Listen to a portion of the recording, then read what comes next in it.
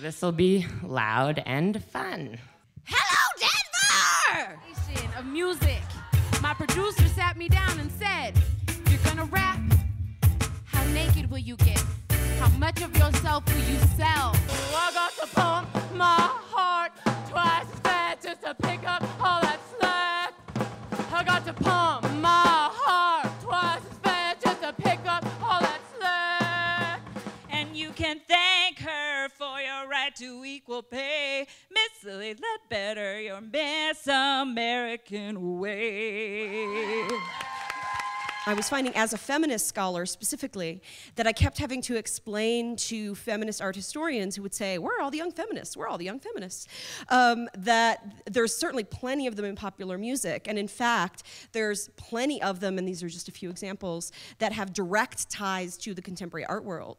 I began booking shows when I was a teenager, small house shows, punk shows, different places, and attended tons of festivals over the years. And like as time went on, I noticed the lack of women in that, both in the audience and on stage. And so this kind of grew out of that frustration, to trying to turn it into something, bringing people of all genders together, but especially women, to collaborate and be inspired by each other. I grew up just hearing all sorts of songs that always represented change and always represented what we have in our own direct talent. From women, from men, you know, James Brown, it's a man's world, but hip hop itself is a rebellious genre, and it's built on the fact and the foundation of playing the dozens and of being completely outrageous from everything that's being played on the radio.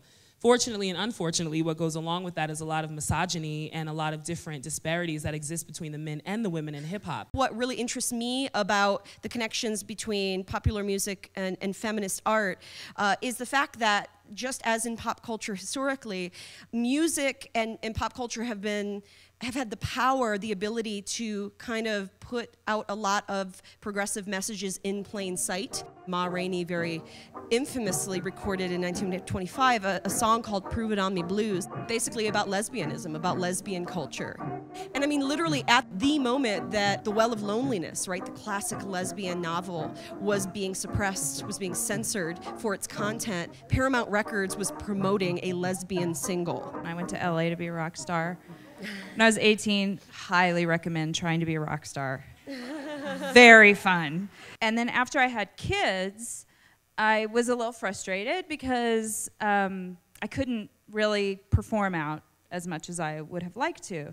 And it just dawned on me that I could write songs about issues that I care about and find a way to perform without even ever leaving my house. There are tons of women, premier women artists in the city. But the truth is that you do have to convince people to challenge the institutionalized normalcy that we have in sexism and chauvinism that exists in the performance world. You created a mantra of the words, "Love could look like this," which you repeated 7 times while watching her sleep, spoke silk threads across her eyelashes, and woke her with monosyllabic claims of mine.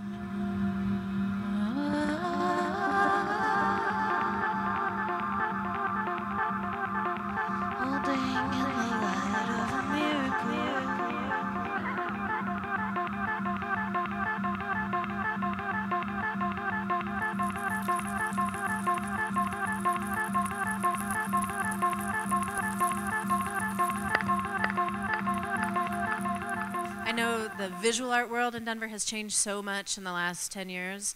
I think the music world has too. For me, I've seen a lot more women who come together and decide to create these amazing projects. Because the technology is so accessible, you have to be ready to be your whole promotion team.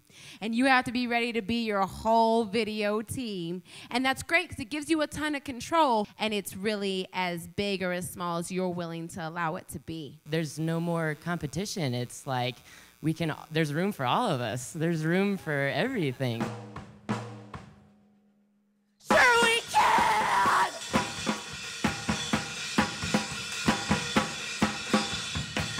A song not yet debuted this live around, but she always remembers the words too. The chorus and bridge will refer you as Destiny's first child born hers, with all the fervor and folly of an awkward father. Love that trips and stumbles upon itself in an effort to stand tall.